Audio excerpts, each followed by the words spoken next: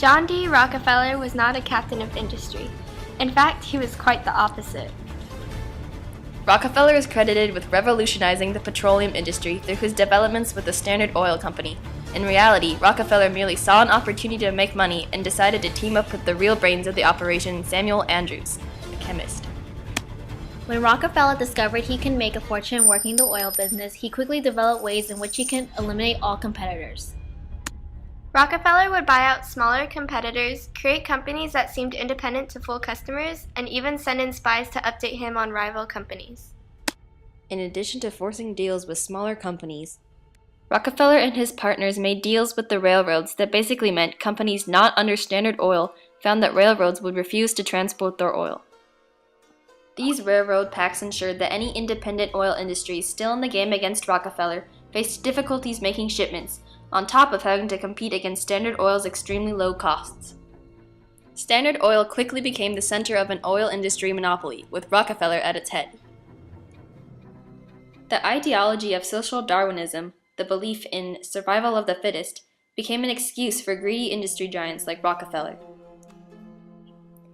President Roosevelt was leader of a program that included reducing the power of large corporations. The Sherman Antitrust Act was used in dealing with Rockefeller's monopoly. In 1911, the Supreme Court finally had to step in to dissolve the Standard Oil monopoly.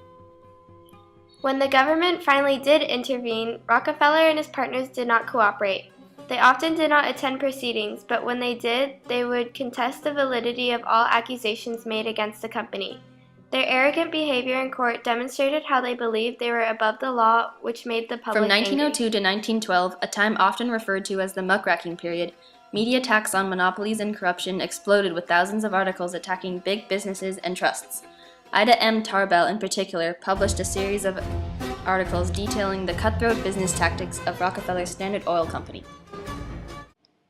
Rockefeller started donating many of his profits to the public to maintain a good reputation, when in reality, the donations were purely techniques to draw attention away from his monopoly.